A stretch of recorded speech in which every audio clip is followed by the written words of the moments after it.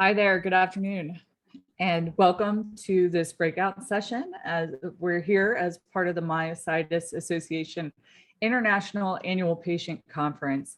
And the theme this year is the power of us. And it's wonderful to be able to spend this time with you this afternoon, talking about specifically self-care for the care partner. So as we dig in, I'm going to invite you, as you've got your thoughts, your questions, your comments, I would love to hear from you. And you'll see on your screen, there's a little button that says Q&A, and there's two conversation bubbles stuck right next to each other.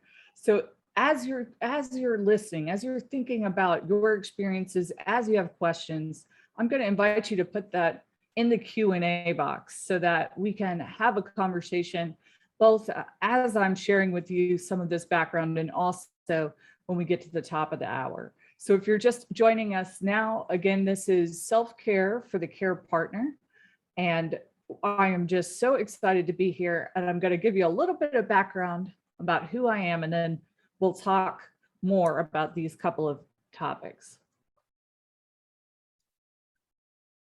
Now, if you're just thinking about caregiving, issues related to self-care, I think what it makes sense to do is start with just telling you who I am and who the National Alliance for Caregiving is. Talking a little bit about the role of care partners, particularly what is caregiving? What does that mean when we talk about it? And how is the caregiving voice different than the patient's voice and the patient's experience? I also want to talk just a little bit about asking for help, because that can be really challenging to do, especially when you're taking care of someone else and they have really been the center of so much of your life. And then finally, I want to talk a little bit about reasons to hope. What's on the horizon that can help family caregivers? So I'm going to take just a quick pause. I'm going to have a little sip of my tea. I'm just so excited again to be here and to share this time with you. I'm going to invite you to introduce yourself, to share thoughts and comments in the Q&A box, which you can get to on your bar with the two Q&A bubbles. Let's just dive right in. So first off, who am I and what is the National Alliance for Caregiving? So my name is Grace Whiting. I am the president and CEO of NAC, and we are a Washington, D.C. based coalition whose mission is really to build partnerships in research, advocacy, and innovation so that we can make life better for family caregivers. Now we're going to talk about that word caregiver a little bit. That's the term that is used in a lot of legislation and research. And when I say caregiver, I mean embedded within that, this idea of care partner. And although the care partner term is not always used interchangeably. So please know that there's no intention here to undermine the independence of a person who might have myositis, but rather just for ease of discussing some of these issues, I'll be using the word family caregiver. One of the things I think that's important to know is that although there's roughly 53 million family caregivers across the lifespan in the United States, many of those caregivers don't feel comfortable self-identifying or talking about their experience. And so one of the things we do at NAC is we help that story to get out to the world, and we back up that story with nationally recognized quantitative research, as well as with experiences from the private sector, from the public sector, about what caregivers are going through and what can help them. And you'll see here in the middle, Nyema is talking about how she has to really walk that fine line of being a sister, of being a daughter, of being a caregiver, of being the family communicator, and that she is often carrying this weight of agonizing over what happens when her parents are gone, and that she'll have to take care of her siblings. And so when we do work in caregiving, we do it across the lifespan for people of all ages who might be caring for children or adults or older adults that have disabilities or functional healthcare need. So let's start there and say, okay, as we understand it, is caregiving everywhere? And I'm biased, of course, because this is, what I do day in and day out. But as we've been quarantined and locked in our house, I've been watching all kinds of strange television shows. And I was watching The Outer Limits, which is a science fiction series from 1995 on Amazon. And I noticed in one of these episodes that there was a gentleman who was in a wheelchair and he had a care partner who was helping to take care of him. And one of the challenges was he wanted to maintain his independence. He had been an independent person for so long, and then he had gotten in an accident and he wanted to maintain his independence. And so in the story, he is creating a robot who can be his care partner. And as I'm watching this, the robot, starts out helping with a lot, but then she gets really nervous because she feels like he can't do these things by himself. She's got to make sure she's there every step of the way. And so she slowly starts to just really suffocate him, where she's there at every minute. She never leaves him alone for a second. And as I was watching this, I was thinking how easy it is for that to happen in our own lives when we're taking care of someone. And so you'll see this is not actual dialogue from the event. This is sort of my reinterpretation of what this lovely robot caregiver decides to do. Well, and of course, this being science fiction, it all culminates, in a big dramatic fight. But at the end of it, what struck me is one of the first characters we meet as a physical therapist. And the physical therapist, her goal is really to help this gentleman achieve what he wants to achieve in life. And we would call that in an academic setting or in a research setting, supported decision-making. I want to help you. I want to support you in the decisions that you want to make in your life.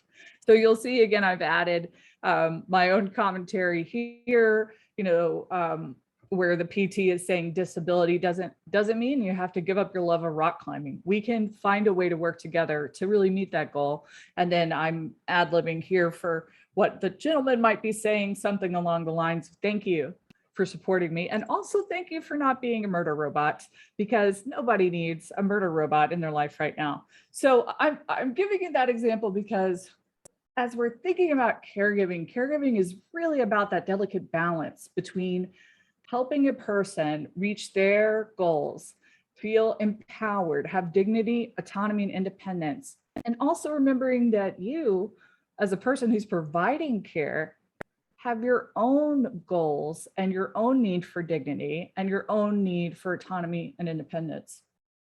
This definition of caregiver, albeit not perfect, is the definition that is enshrined in the Raise Family Caregivers Act. And this is an act that was passed bipartisan support. It was signed into law by President Trump. And it says the Department of Health and Human Services within the federal government needs a national plan for family caregivers. And the really exciting thing today, as we're sitting and talking about this, is that in just a couple of weeks, the report that will go to Congress about caregiving will be coming out. So you can go and learn about what the recommendations will be, as well as what we're going to do for caregivers as a nation. This definition, I think, has a couple of key things to remember. That typically we're talking about an adult family member or other individual. So that could be a friend, a neighbor, a colleague. Sometimes in some situations, if people have no one else to care for them, it might be an ex-spouse. It might be a person who grew up with someone who had been abusive and they're coming back to care for them. It could be someone who's a distant relative.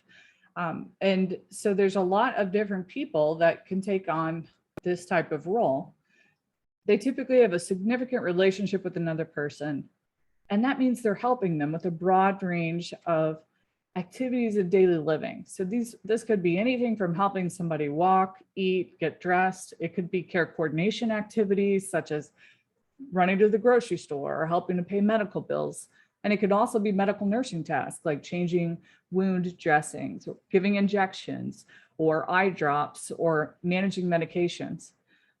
And typically when we talk about caregiving, we mean someone who has a chronic or other health condition, a disability, or functional limitation.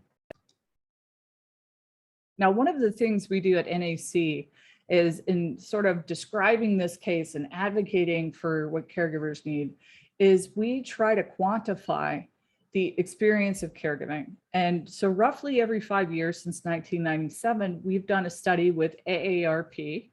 And in that study, we've estimated this is how many people we think are caregivers, and this is what we think they're going through. And we compare to prior years. So the most recent version of this came out in 2020. And you can see from this sort of snapshot of that data that we know that in the last 5 years, there's almost 10 million more people who are providing care to a friend or family member.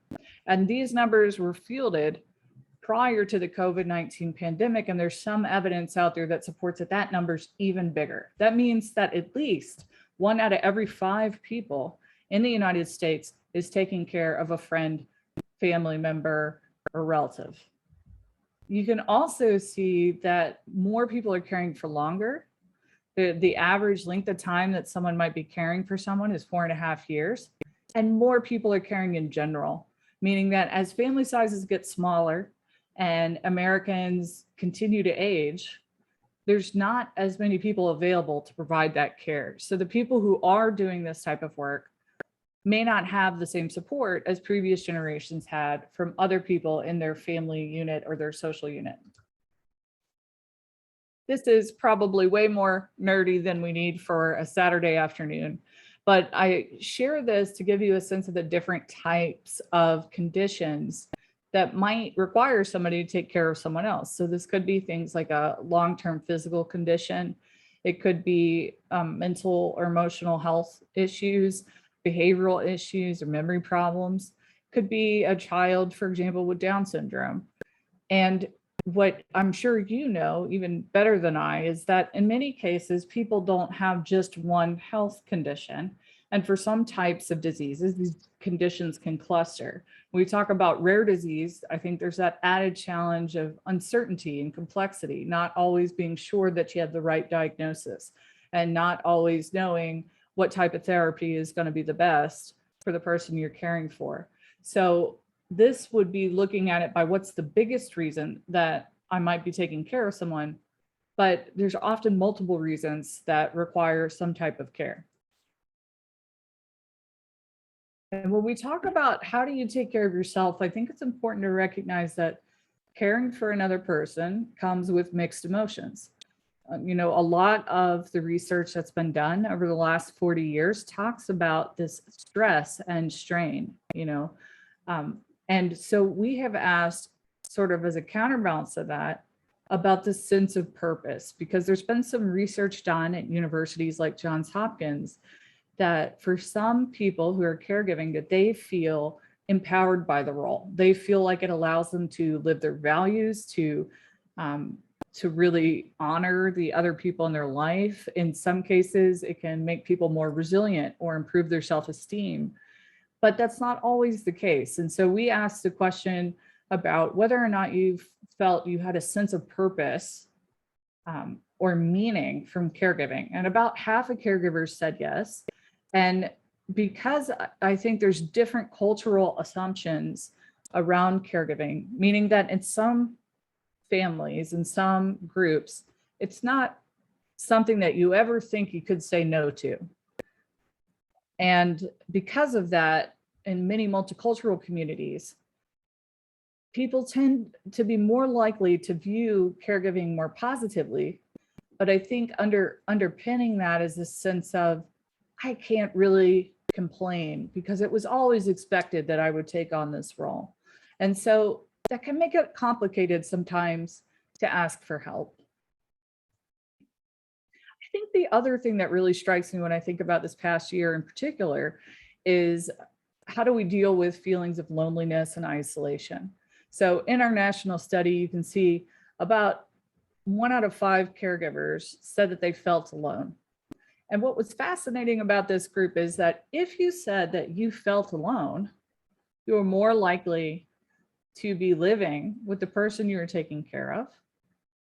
And if you were married and caring for a spouse, you were more likely to say you felt alone.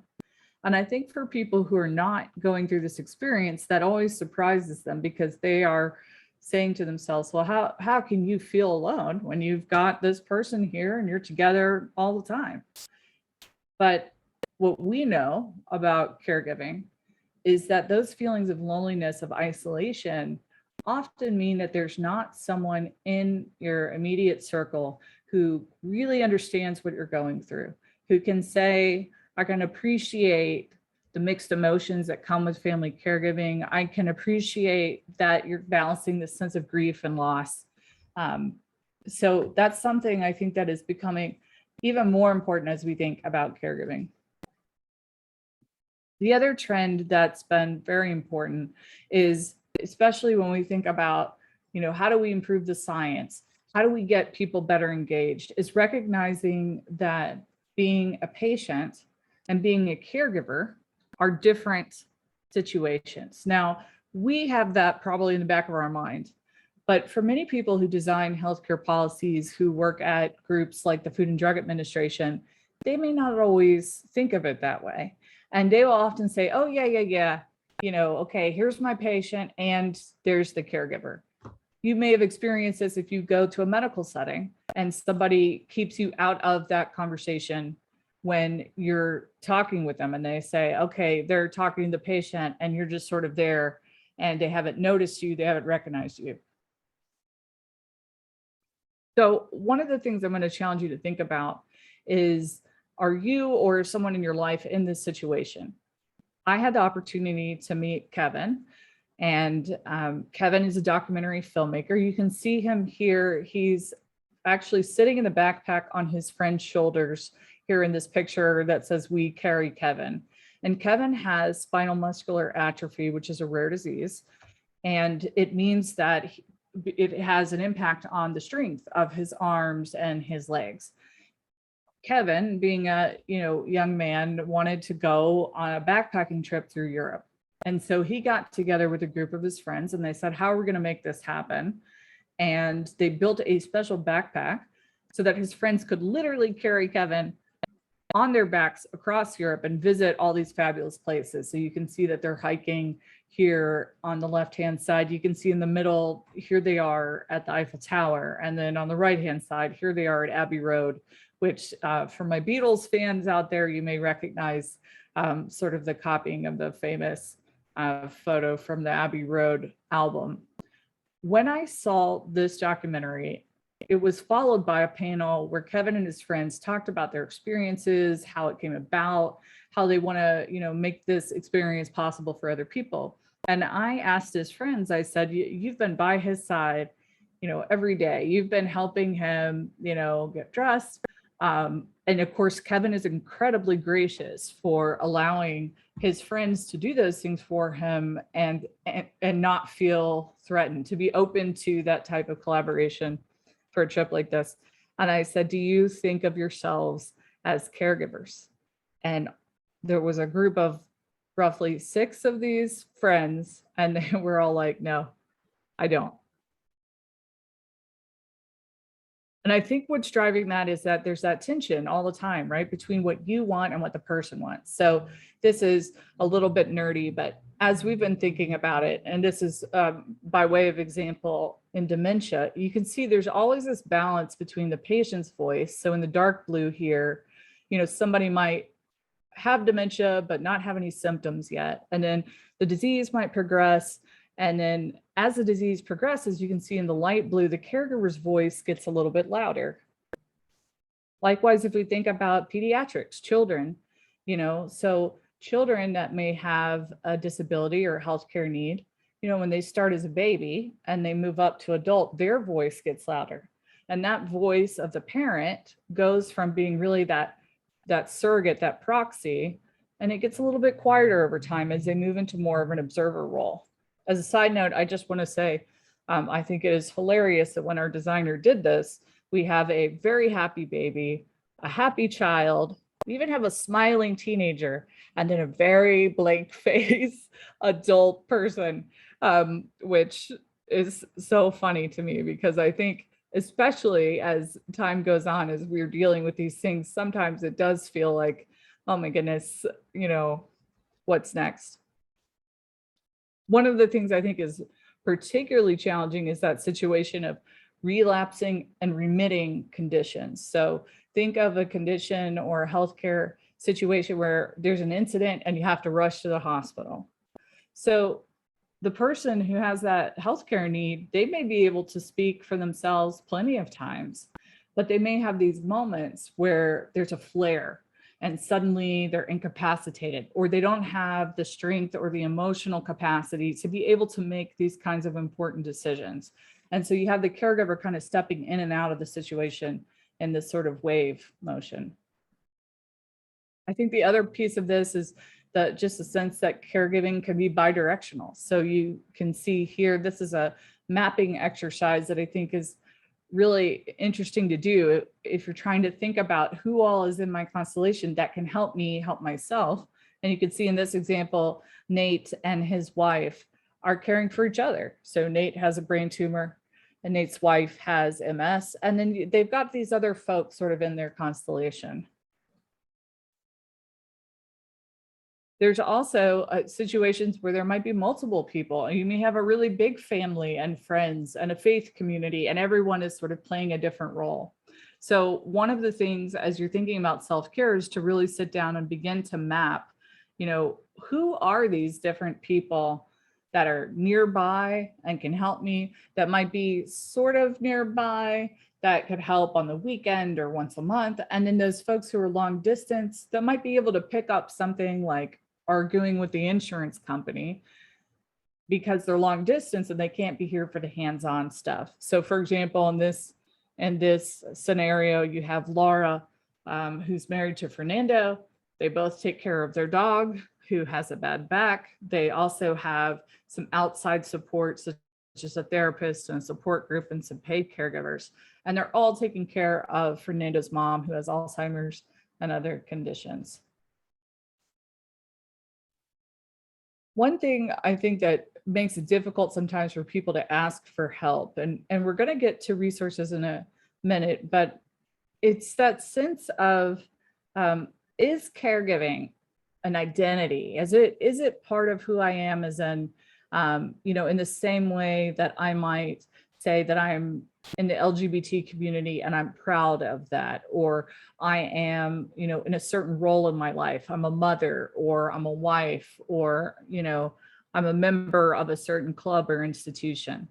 Is caregiving like that, or is it more like a second job? And when you look at the research, people are split on this. And I think it goes back to that sense of, is this something that it seems like a positive experience, or is it one that's more challenging and complicated than that? For many people, they resist even saying that they themselves are caregivers because they're concerned that that is going to take over the other roles they may have in their life, other things that may be important to you, whether that's your career, some social relationships, other identities that you think about yourself. And that's what we would call this sort of role engulfment. You can see in this top box here, what if I say I'm a caregiver, does that mean that that I don't have any time left to be the person I am before that?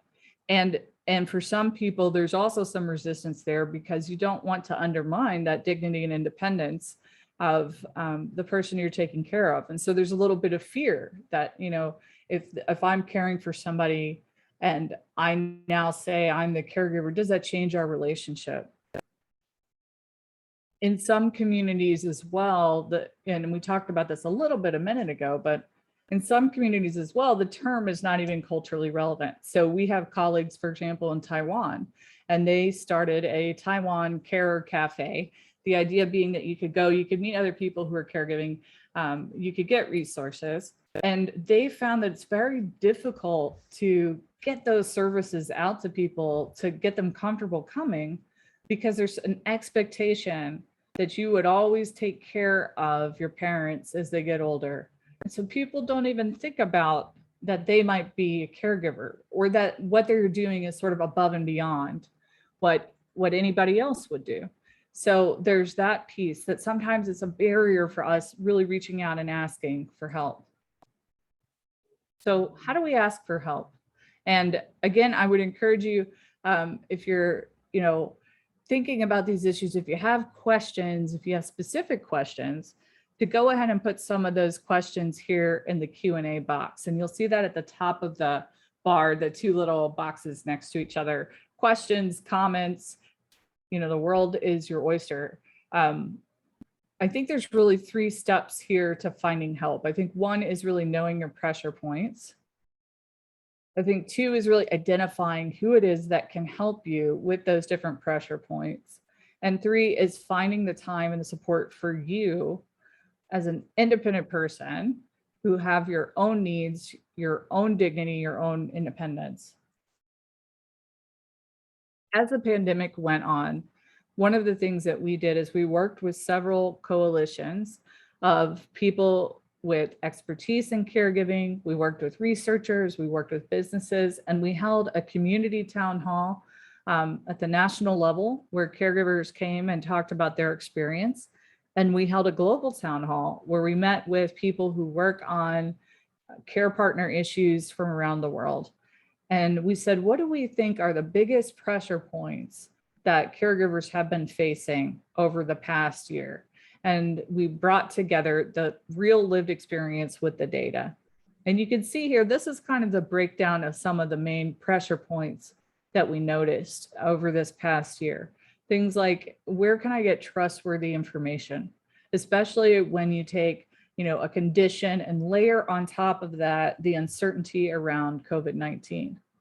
I think there's been a lot of questions about support for self-care, especially as those types of resources, whether it's respite care, home care, other types of adult daycare, those types of resources were closed or not available, and many support groups moved online or, stopped functioning for a bit.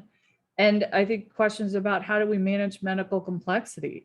So here I am at home trying to help care for this person, wrestling with the telehealth, interface and trying to figure out the EHR and trying to, help this person avoid the risk of this pandemic. And at the same time, make sure that they're getting the care that they need so that you're constantly weighing sort of the cost benefit of leaving the house. I think for many, many people, you can see in the middle here, our caregiver in yellow, they felt undervalued as a care partner.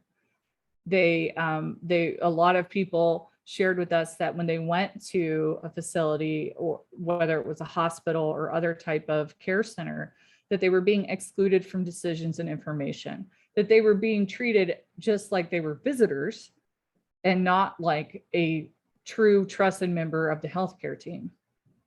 A big part of this conversation also centered around institutional racism and other types of discrimination, where people made assumptions about family members that may have been incorrect, that may have been biased, or may have treated different families different ways based on age or social status. And that was a huge barrier for a lot of people that needed help. And then I think on the right-hand side, you can see this pressure on home and family. And that's something that a lot of people experienced in COVID, broadly speaking. But I think for caregivers, most of the data shows that we had that much more pressure. So, kids, a sort of unexpected house guest is how it was described to us, but kids who came home from college and now they're living in the home again, or people who maybe were living in an assisted care unit or some type of place where they had additional support, but because of COVID, it wasn't safe and they came back into the home.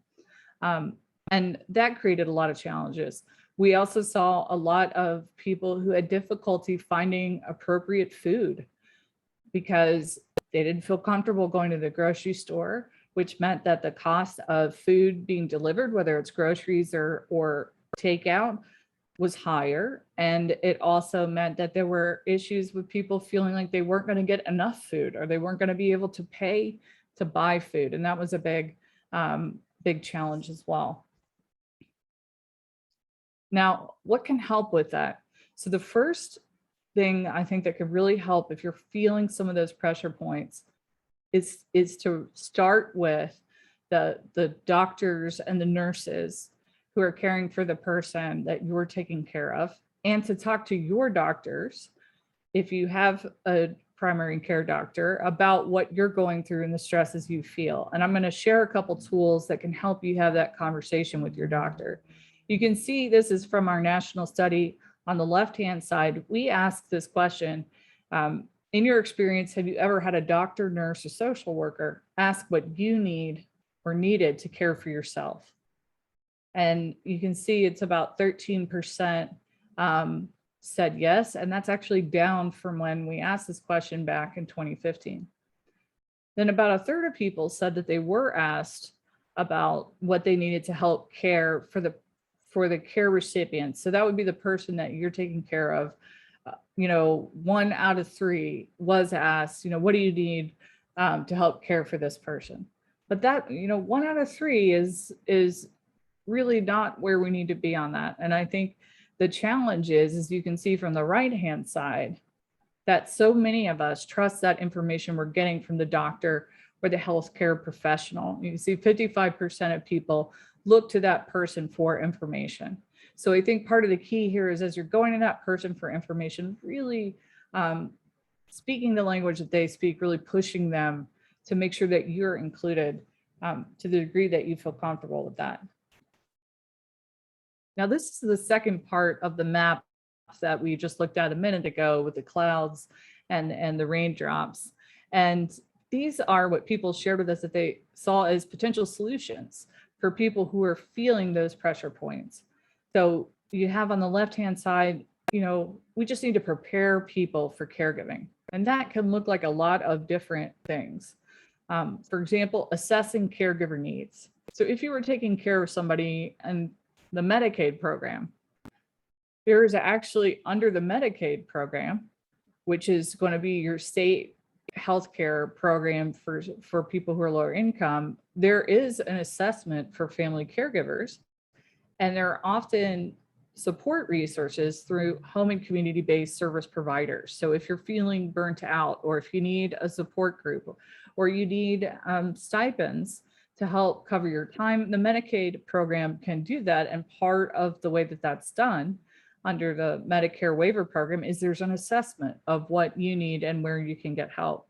There's also a piece of just helping people understand how do I manage someone's care at home, or when should I be calling the hospital if something is going wrong? Of course, advanced care planning and finding credible, truthful information. In the middle, this is about inclusion. Making sure that people who provide healthcare are providing culturally competent healthcare, that it's easy to get access to healthcare records, that folks are included in decision making, that people recognize that the caregiver is a separate human being from the person who needs help, and that remote or long distance caregivers are still able to really be a partner in care. And then on the right-hand side, these are really those self-care pieces, because you're wearing 2 hats. You're wearing the one hat where you're taking care of this person, and you're wearing this other hat, which is you and what you need. And there's a lot of different pieces to this. And I think, if you're looking at this map, to be thinking about where are you feeling those pressure points. So for example, if I were to say, one pressure point is that I really just need more flexibility from my job. Well, a couple of things that might be able to help you could be anything from paid family and medical leave, which is becoming increasingly available at major employers as well as in some states. You might be able to get workplace protections through laws such as the Americans with Disabilities Act. And it may also be that you can kind of map out those pain points and say, maybe my friends and neighbors can take on part of this work. So maybe I can't cook every day and still keep my job or still do the things I need to do in my life. So perhaps my faith community can help provide home delivered meals twice a week. So I think part of this really finding help of taking care of you is sitting down and saying, okay, where is it that I know I'm struggling and I could use somebody else to help me with that. So that's not always easy to do on your own. And what I would say are, these are 3 resources that I think can really help you think through what are those pressure points. So this first one is something that you could actually take to the doctor, your doctor, and it says, here's my own healthcare situation. Here's what I'm struggling with. and it helps you have that conversation with them. It's a 2-page document that really describes what's going on, and it's created by the American Geriatric Society and the American Medical Association. So this is really speaking in the language of the doctor to say, hey doc, I assessed myself, I'm a caregiver, and this is what I need. The second one is that mapping exercise. So if you remember a couple slides back, we had, the little families in the blue houses, and we were trying to figure out who all is in my network that can help. And I think just sitting down and mapping and drawing out, okay, who is in my network that can help, can also give you a sense of where you can ask for what you need and who can take something on. In a lot of families, for example, you might have a group of siblings. So you might have one person who's the kind, soft, fluffy person, and they're like, I want to be there. I want to help with all those high touch activities. I want to help this person get dressed. I want to help them go to the bathroom. It doesn't gross me out. But you might have another sibling that's like, oh my gosh, no, I'm not going to do any of that. Don't make me help anybody change clothes or go to the bathroom, but I'm really good with numbers and I would like to help manage finances. So you can kind of think about, like, among the people in that care circle, in that constellation of care, who could help with those kind of things. And this last link here from the Family Caregiver Alliance gives you a sense of just sort of generally what type of help is out there, and kind of the 101. And I think it's a good starting point. Now, once you've sort of mapped that out and you said, okay, I've mapped it out, and what I really need help with is this, that, and this other thing. That makes it a little bit faster to go out and find those support services. Now, this link up here in orange, just between us friends, it's called the Elder Care Locator, but the services that are provided to caregivers under this program are caregivers of any adult 18 or older that has a disability, and additional programs that are just for older adults, typically people over 50, although sometimes those services don't start till 60. When you go to eldercare.acl.gov, you can put in your zip code and you can find in your county an area agency on aging or the Aging and Disability Resource Center, and those centers will have funding to be able to support caregiver specific programs.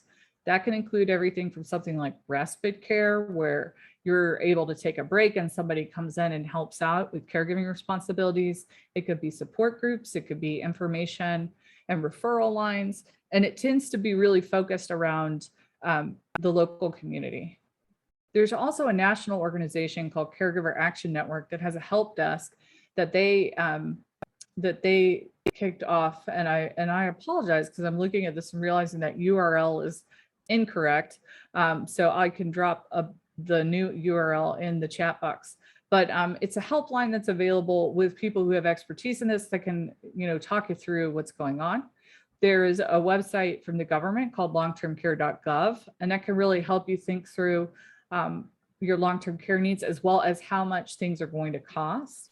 And then the CDC has just a healthy aging program. So they bracket together Alzheimer's disease, which may not be relevant in this case, but they also have just general resources about healthy aging, which is particularly important when we talk about older adults that may have healthcare needs.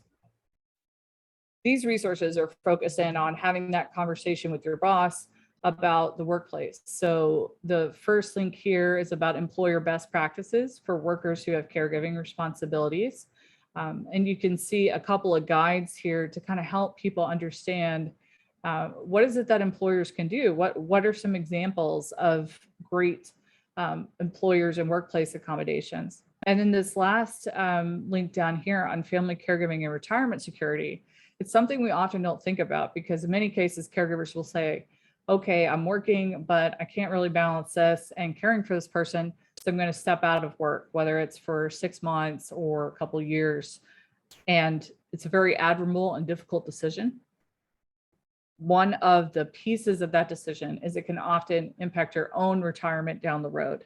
So Wiser is a group that has done a lot of work around helping people understand that type of financial planning, particularly if you're caring for someone, and the risks and benefits of caring for someone, of adjusting your work schedule and how it's going to impact your retirement and your Social Security.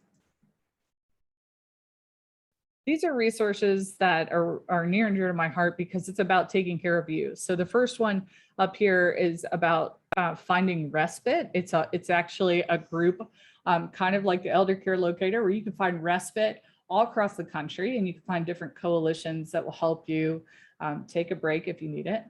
The second group is a group called the Well Spouse Association. And this is really a group that's powered by people who are the well spouse. They're taking care of someone who is their partner or their husband or their wife, and that person and them can no longer have the same relationship that they had when they got married. And that is a really challenging situation to be in. And so the Well Spouse Association provides support and a safe space to talk about that experience, to find help, and to really balance some of those complicated emotions.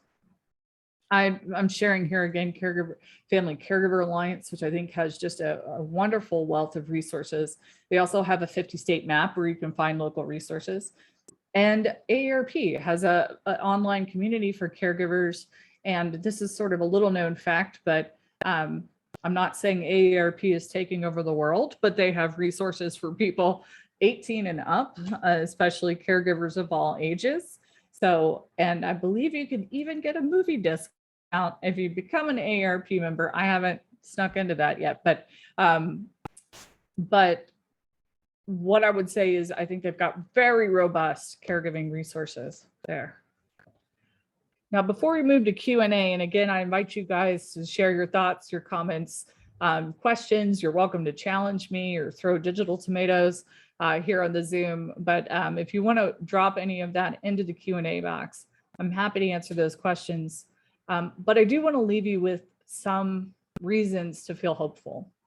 And the number one reason I think you should feel hopeful is that people are talking about caregiving. They're talking about how important it is to take care of someone else. The current president and his wife have both personally been caregivers, as well as led several national caregiving initiatives. So in the current proposals in Washington around the infrastructure bill, there's proposals there that would allow people to get paid family medical leave, even people who might be self-employed or people who might be caring for someone that they're not necessarily blood related to. You can also see philanthropists like Bill and Melinda Gates sort of rethinking about this role of caregiving. And a lot of that conversation was prompted by COVID-19. But as that conversation has emerged, people have said, this is really complicated trying to care for people and balance this work situation and kids that may be in school or maybe teleworking and so on. And so people are talking about it there. And people are also thinking about how do we make sure that family caregivers who are caring for people who may be at risk, particularly in the pandemic, are also getting the protection that they need, whether that's PPE, whether that's vaccines, or what have you.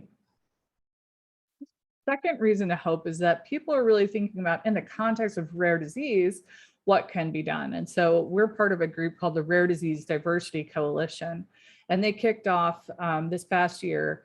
And you can see that they've begun this action plan for reducing delays in diagnosis, improving treatment, making it easier to get access to clinical trials, and getting better government policy. And so if you see down here at the bottom, there's a couple of links and you can learn more about this coalition. But I see more and more sort of people coming together and saying, like, what are we going to do about this? How do we work together? And then this is the report that I mentioned sort of when we started our conversation this afternoon, which is the Raise Family Caregiving Advisory Council. So we can look at other nations like the United Kingdom, and we can see people saying, what we need is a plan, and that plan is going to help us work together to get support. So we're going to have a plan for family caregivers, and it's going to come out this month. And that's the first time we've ever done that in the history of the United States. And I think it's a really exciting moment for us as a community to say part of that is about the caregivers, the care partners' own needs. your rights to self-determination, what you need to be happy and healthy and well. If you're interested in some of these policy issues, I just wanted to share that we have a network of coalition leaders, of advocates, and one of the things we've been working on is helping the people to start these kind of conversations in their state and community. So you might be in that piece of your care journey where maybe you have gotten into a rhythm and you want to help other people who are in the same situation. So you can learn more about this caregiving strategy by going to the site there, and you can see these are the types of issues here on the right that folks are working on. So that's all I have, and I'm gonna stop sharing my slides here for a second, and I'm happy to answer questions or other, thoughts. Okay, and then I'm seeing a question from Jason, and Jason asks, I'm having a hard time understanding why my daughter or her boyfriend could get paid to be my caregiver, but my wife cannot. So I'm assuming that in this situation, this is a situation where we're talking about Medicaid. So, and again, I apologize, I'm a huge health policy nerd. So, you got Medicare for older adults and people with disabilities, and you have Medicaid. I see, and Jason is saying he has both Medicare and Medicaid. So, and in Washington, we would call that someone who's dually eligible, which means that you're part of both programs. For better or for worse, Medicaid is the program under which a caregiver would get paid.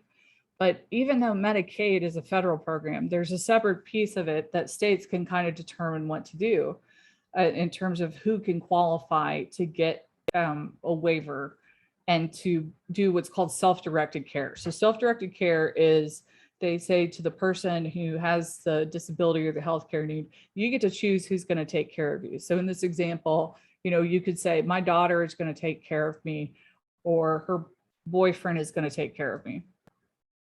Some states, they're concerned that that type of program might not be used well. Now, I'm going to try to avoid commenting on the politics here or my own personal feelings about that decision. But the reason why something like that would be happening would be under the state or local law that certain people are excluded. So a totally different example, like in Oregon, if you have a child with special needs, you cannot get paid under the Medicaid program to care for your own child.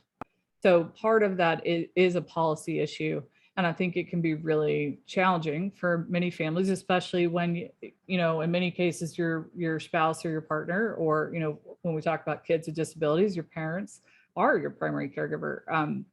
One thing that if you're working under the Medicaid program or you're dually eligible, that would make sense is to ask about home and community-based service waivers and to see what other types of supports might be available, because there's a lot of variation state to state. So it may be that, wife cannot qualify, but there may be some other resources available to you that can kind of take some of the pressure off of your wife. So that could be anything from, therapy for her, it could be wellness programs, it could be transportation, help with household needs and home care activities. So I would go back to your providers and ask them what other options might be available to help provide that support and take some of the pressure off of your wife. I'm just looking here in the chat box at a couple of additional questions. Okay, so one question, people with Medicare, how do we get financial help or support? This is kind of a complicated question. And I'm going to give you a lawyer answer and then I'll give you more detail. So again, feel free to throw digital tomatoes at me through your screen. So the big answer is it depends. It depends a lot on the person you're caring for and what other types of support that you have. In general, is very difficult to get financial support to provide care to someone else. But there are exceptions to that. Specific to the Medicare program, there are Medicare programs under Medicare Advantage where some healthcare providers are creating new services for caregivers. But that's really going to depend on what health system or health insurance company you're working with. So for example, a company like Blue Cross Blue Shield, sometimes called Anthem, some companies such as the Centene Corporation that work on what's called managed care or managed LTSS models, those types of companies are starting to offer more supports to caregivers. So the first thing I think I would do is reach out to whoever that insurance provider is that you're working with under Medicare and ask them, what services and support do you have available for family caregivers? If you're caring for a veteran of a foreign war who had a combat-related injury, you can also get support at times through the Veterans Health Administration.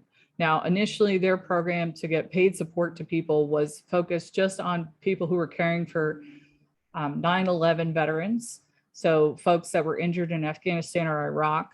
And there's a training program, there's health insurance for those caregivers. And I'll go ahead and pull here and drop that in the chat. So that's another place to kind of look for potential financial support. Social Security is another place where people sometimes look for financial support, and particularly looking at the SSDI program, which is the Social Security Disability Benefits Program, and what's called the Representative Payee Program. So this is where when you're caring for someone who is eligible for Social Security, you can sometimes be essentially the trustee for that person, and the funding comes to you. Now that funding, much like in the Medicaid program, is really to try to help the person you're caring for and not necessarily to replace your own income.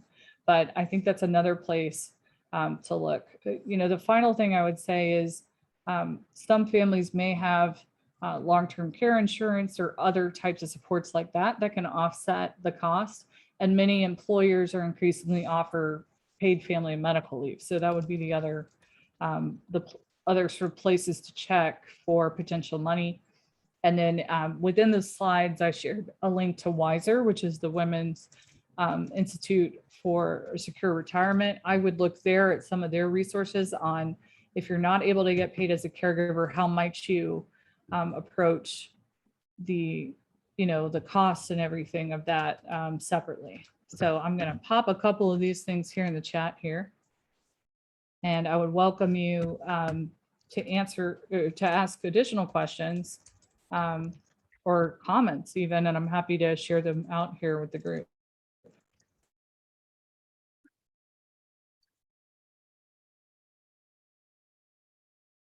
And I'm just pulling those couple other resources I mentioned. So you'll see the Social Security links there, and I'm going to drop in here next the VA Caregiver Program. So some of the resources at the VA are available to anyone.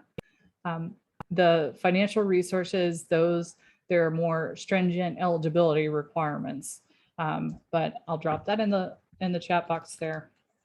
I mentioned earlier that I wanted to make sure to get you the right link for Caregiver Action Network, because they're the ones that have a helpline, and they can also, I think, provide additional context to how you might get paid or get financial support. So I'll drop that here in the chat. And I will drop the one more additional sort of resource I've found helpful on the Can I Get Paid as a Family Caregiver. One thing I would just say as you're thinking about that is that sometimes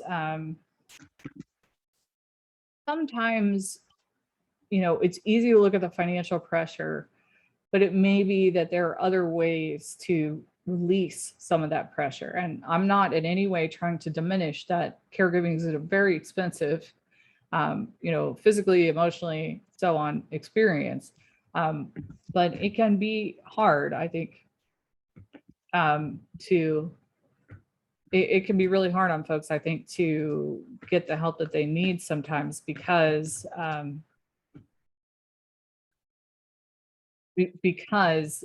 you're trying to figure out where are those pressure points. So let's say, for example, one of the pressure points is food.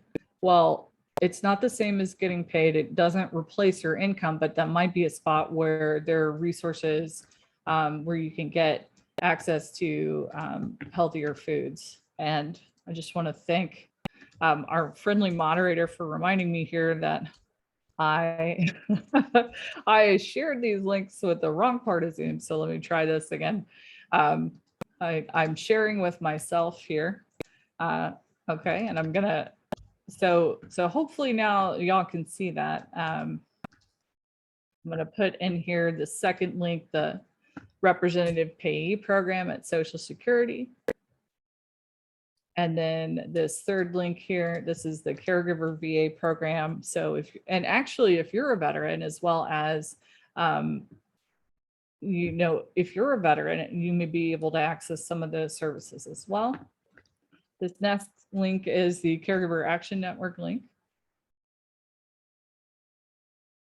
And then I'm going to share here an article from AARP that I think does a good job of sort of covering, how can I get paid to be a caregiver? And you can see that they talk in here about Medicaid and veterans programs and where to get more information. There's also a program called PACE, or the program of, it stands for the program of, I think it's assistive or comprehensive care for the elderly. And again, some of these names for these programs are a little outdated, like elderly is not a term, that we use a lot. But that program has a lot of support built into it for caregivers. It's not available everywhere, but I'll put the National PACE Association here. And then there's a question here about resources for workers who are also caregivers.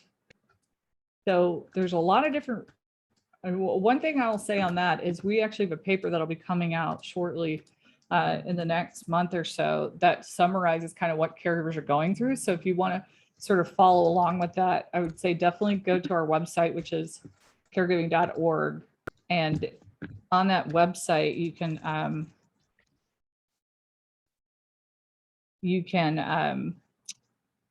sign up for our email updates. We send out an email about once a week that we call This Week in Caregiving. And you'll see this paper come out that has a whole bunch of resources for caregiving and work issues that's sort of geared to be something that you could hand to your manager, or you could hand to your boss and say, this is why you need to think about it. Let me drop, though, that specific link for teleworking, and I'll drop the EEOC guidance. Now, I'll just say this as a lawyer. Sometimes when you bring something in to your workplace that looks lawyerly, people get nervous. So there may be better ways to start that conversation, but it never hurts to know kind of what your rights are and how you can be protected. Because even if you don't go in and slap that paper down on someone's desk, or put it in their inbox and flag it and send it to them in Teams, that kind of thing, I think it's helpful to kind of know where to start. So I'm going to put in here, this is the EEOC best practices for workers with caregiving responsibilities. You'll notice that some of these examples are focused on childcare, particularly parents of able-bodied kids. So just keep that in mind, that it's a broad umbrella when they're talking about it, but there are protections, particularly for taking care of people with disabilities or healthcare needs, and for taking care of older adults. I'll also share here, this is the Society of Human Resource Management, avoiding caregiver discrimination.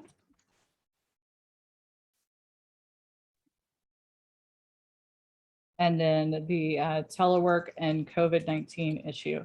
One thing I would just suggest is if you're in a situation where your boss is saying you have to come back into the office and you're caring for somebody with disability, you may be protected under the ADA. So what I would do is start those questions with folks. So I believe that the slides are going to be made available. So if there's a link I didn't get to you that you need, you are welcome to click through on that link. We are at the end of the hour, and I just want to thank you. I hope this has been helpful to you. I appreciate having had the chance to talk with you. And I would just say that I thank you for what you do for taking care of people in your life, or for letting people take care of you, which is not easy to do either. So thank you so much for your time. I hope it was helpful, and I wish you really great rest of your conference. This session has ended. Thank you for joining us, and enjoy the rest of the conference.